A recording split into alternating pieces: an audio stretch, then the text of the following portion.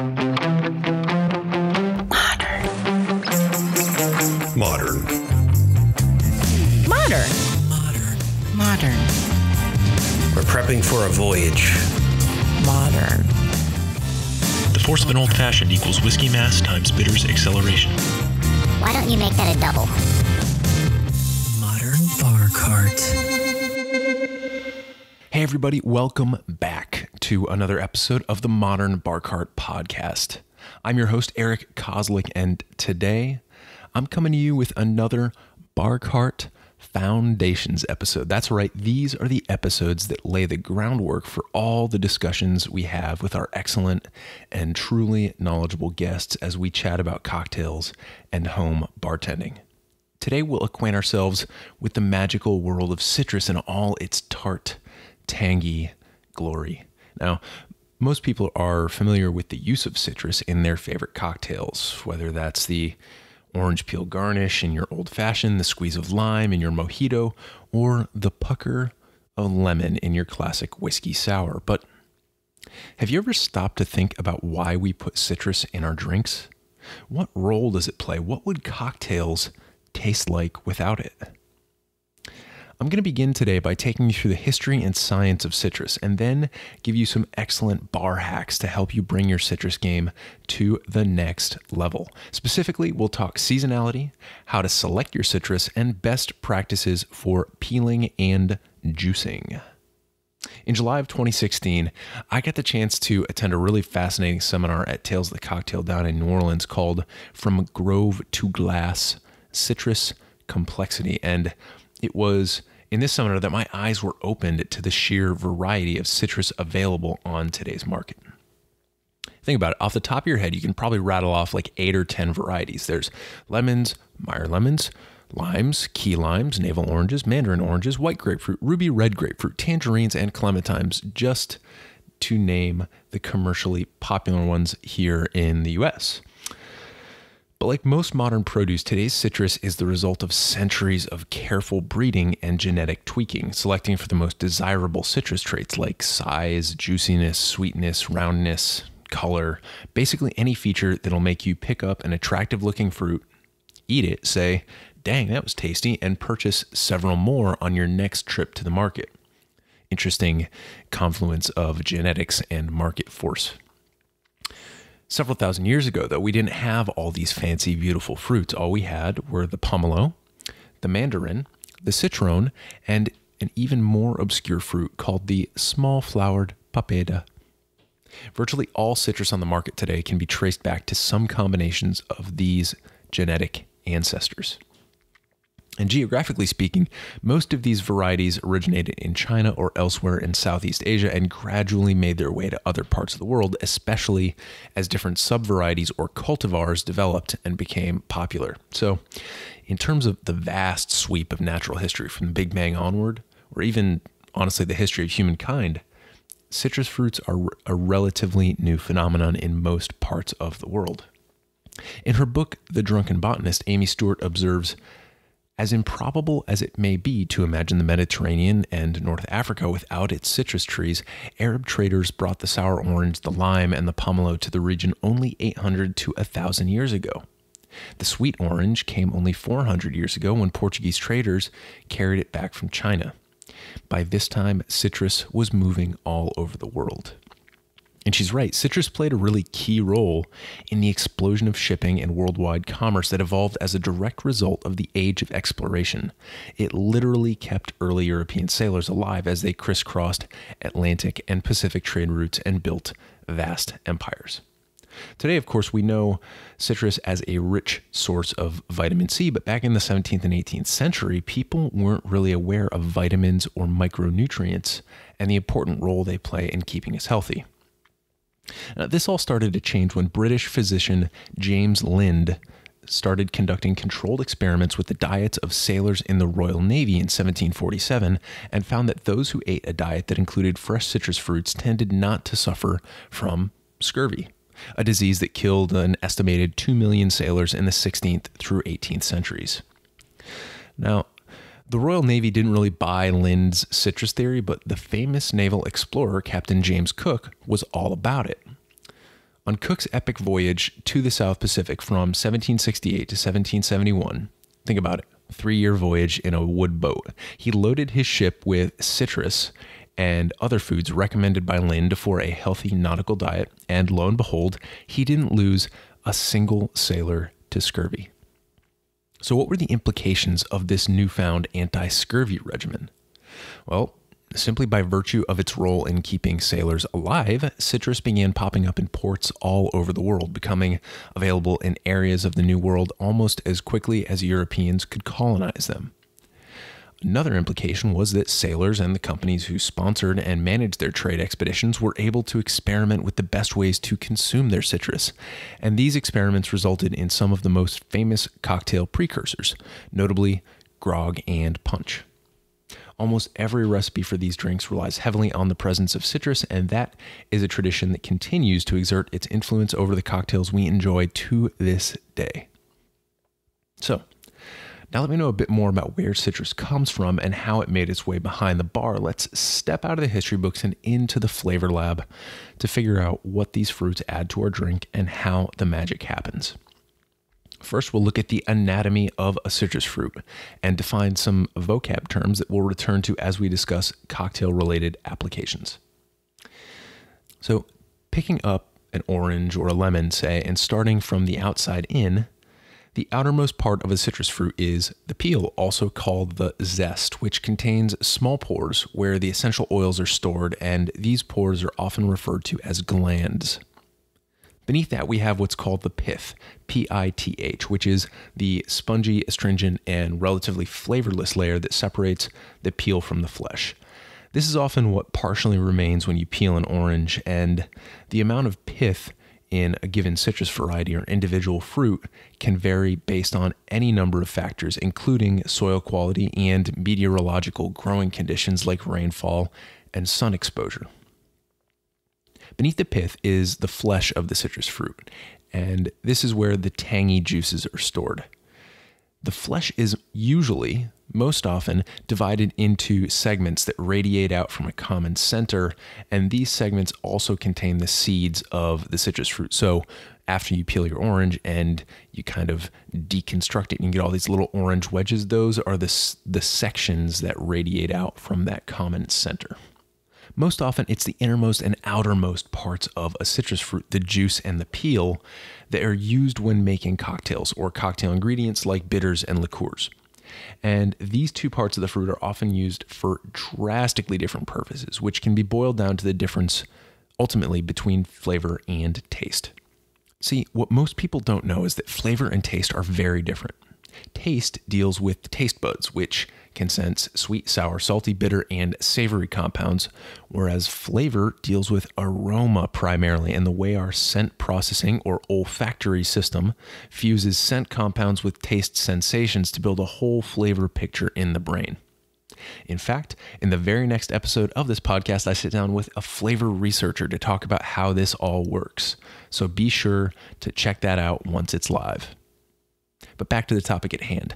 Because citrus juice is packed with acidity or sourness, it stimulates our taste buds. And because citrus zest contains a ton of volatile aromatic compounds and essential oils, it activates a whole slew of receptors in the human scent pathway, again, responsible for flavor perception.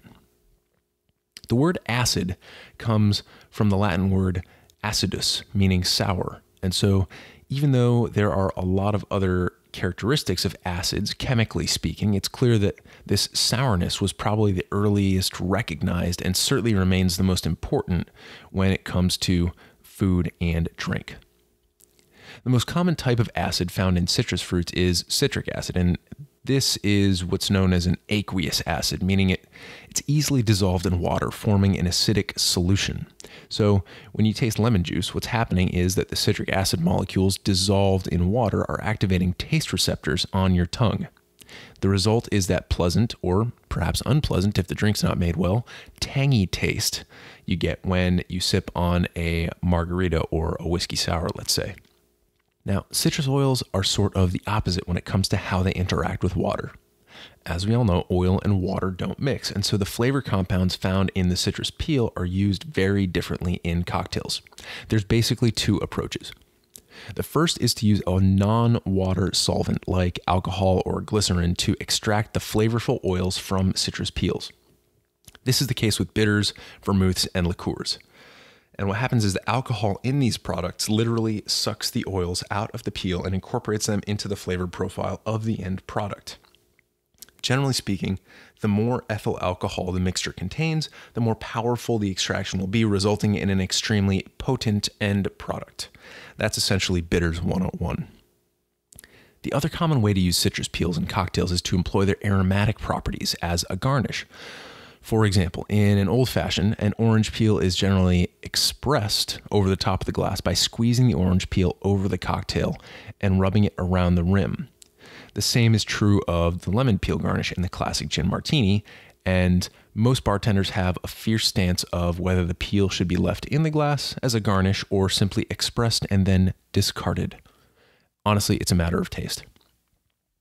Again, because oil and water don't mix, what happens when you use the citrus peel as something that's expressed, neither left in as a garnish or discarded, is the volatile scent compounds in the peel coat the rim of the glass and they float on the surface of the drink and give an incredibly fragrant flourish every time you take a sip. In this sense, garnishes aren't just there to look pretty, they also play an important role in the overall flavor experience of the drink. Sometimes you'll even see flaming citrus garnishes where the bartender will activate the citrus oils with a lighter, usually in an orange peel, and then express those oils over the flame, showering the top of the cocktail with a slightly burnt version of the traditional citrus oil flavor. It's a really nice parlor trick because it results in a nifty little fireball, especially in a dimly lit setting. But please note, this is a top-level garnish move, and it definitely falls into the don't try this at home category, at least as far as our podcast liability policy is concerned. So now that you know more about the history and science of citrus than about 95% of people out there, it's time to kick you into the top percentile with a few excellent bar hacks that'll help you seriously optimize your cocktail making and drinking experience. Let's start right at the beginning with your trip to the grocery store or market where you'll select and purchase your citrus. The first thing that many people don't know is, at least here in the Northern Hemisphere, citrus is a winter fruit, which is to say citrus fruits become ripe when most of us in the continental US are breaking out our cold weather clothing. And yet, somehow we associate the taste of citrus with summery beverages like lemonade, margaritas, and mojitos.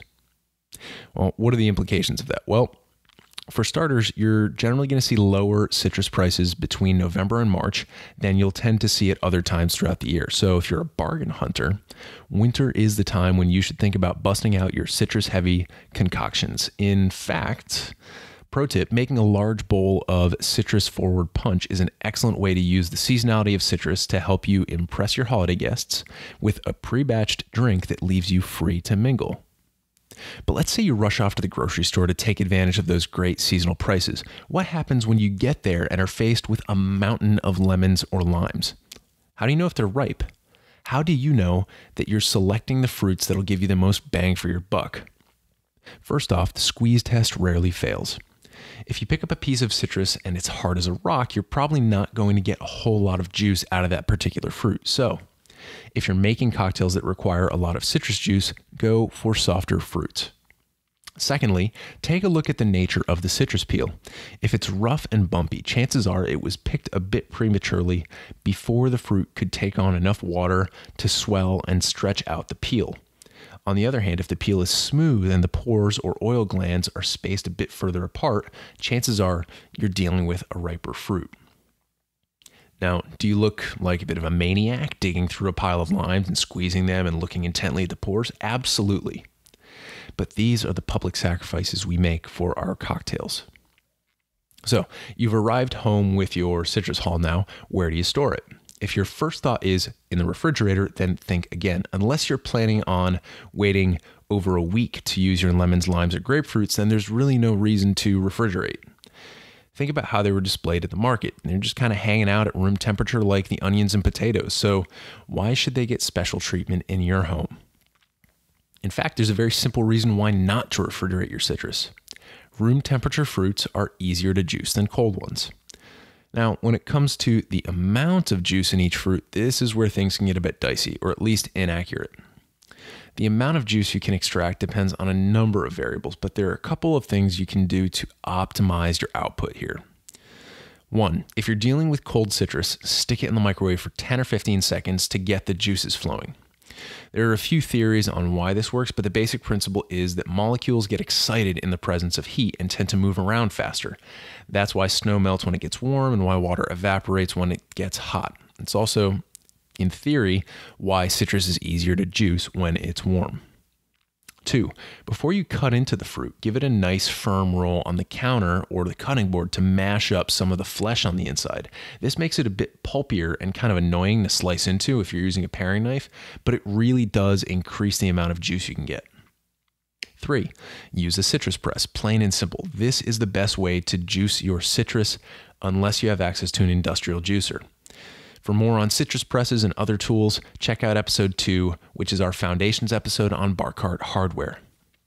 4, after you think you've gotten all the juice out of a half a lemon or a lime, think again. When I'm juicing limes, for example, I rejuice every 2 or 3 lime halves, depending on size, by reloading them into the citrus press in their flattened state. This can yield anywhere between an extra quarter to a half an ounce of juice, which is actually pretty substantial, especially if you're making a large format cocktail. And the reason this works is because with all those mostly exhausted fruits piled into the press right next to one another, they don't have enough room to kind of flatten out again, and they give up those last few drops of juice they managed to escape with the first time. So you've got your citrus juice. Now comes the part where you have to beautify it before using it in a cocktail. And this part isn't always necessary, but it really improves the appearance of the drink and the mouthfeel as well. And when I say beautify, I simply mean straining out the pieces of pulp that managed to sneak in during the juicing process. Plain and simple. All you got to do is strain it. So if you're making a single cocktail, this can easily be done by filtering your citrus juice through a small fine meshed sieve when you add the citrus juice to the shaker or the mixing pint with the other ingredients. Easy fix, problem solved. But what about if you're juicing a ton of citrus for a large format cocktail or punch?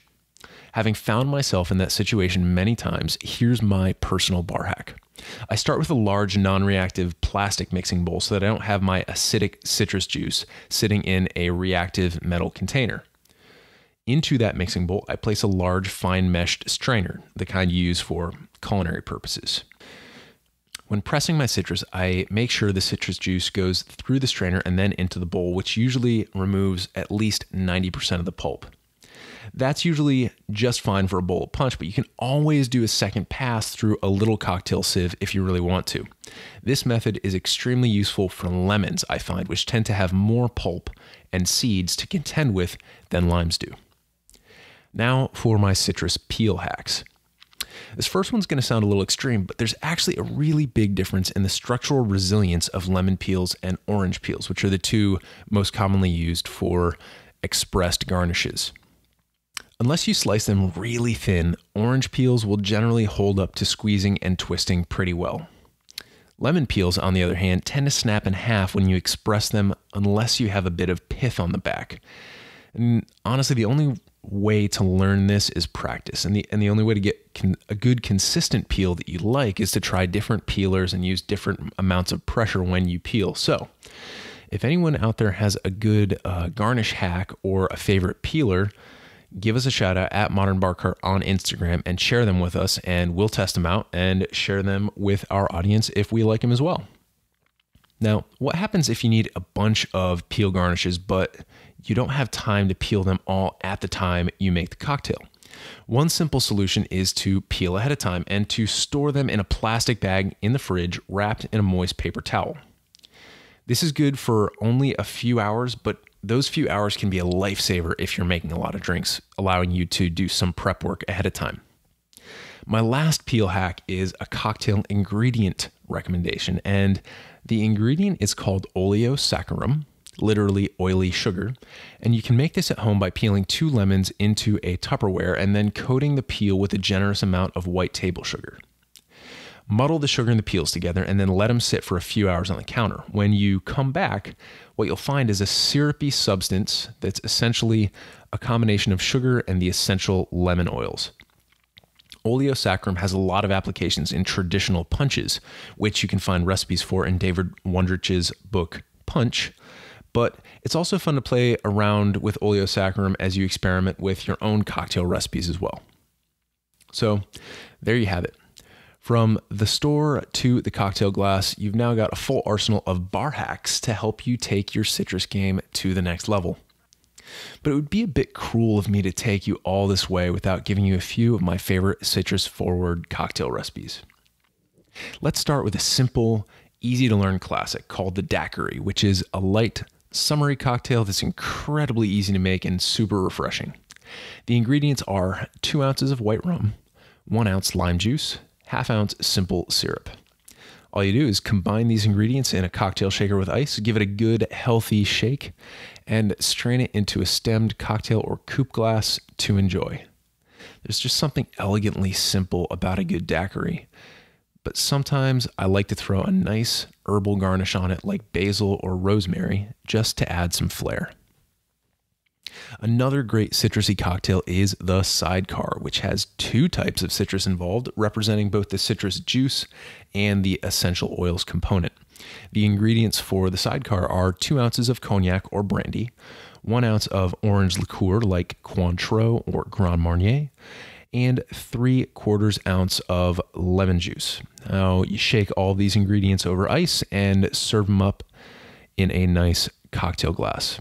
What I find is that tart lemon juice lifts and balances the sweet, mellow flavors of the cognac and the orange liqueur, making for a really nice year-round sipper. And for optional flair and sweetness, you can also add a sugared rim, which makes the glass really pop, and each sip takes on that super sweet characteristic. Finally, I'll leave you with the advanced option. My favorite cocktail of all time, the last word. This is a funky, challenging, and really intriguing cocktail that uses equal parts of all ingredients. 1 ounce gin, 1 ounce maraschino liqueur, 1 ounce green chartreuse, and 1 ounce lime juice. Combine all these ingredients in a mixing pint with ice and stir for about 30 seconds until everything is well mixed and chilled. And then you strain into a cocktail glass and enjoy without any garnishes or adornments. If you've never had this cocktail before, the last word will blow you away with a flavor profile you've probably never even imagined. It constantly evolves on the palate, and it's got a unique green color in the glass that's really gorgeous to look at. Of course, the ingredients for this cocktail are pretty expensive, so this might not be the one you start off with if you're just beginning your cocktail journey. So, you've got the history, you've got the anatomy, you've got the chemistry, the bar hacks, and the recipes, and I just can't imagine anything else I can possibly give you in the wide world of citrus except the encouragement to get out there and start experimenting. So thanks for listening, and I'll catch you next time. Hey everybody, thanks for listening. I just want to remind you that this episode might be over, but the journey and the discussion are just beginning. If you're excited about the content in this or any other episode, please tell us. Follow us on Instagram at Modern Bar Cart for recipes and great product tips, or stalk me personally at Quixologist. That's Quixologist. You can also like us on Facebook by searching Modern Bar Cart, or hit us up directly via email by sending a note to podcast@modernbarcart.com. That email address, by the way, is also the one that you should use if you've got any cocktail or home bartending related questions you'd like us to address, or if you think you have a unique perspective on the cocktail world and would like to be interviewed for all to hear. I'll see you next time, but until then, drink responsibly and experiment boldly.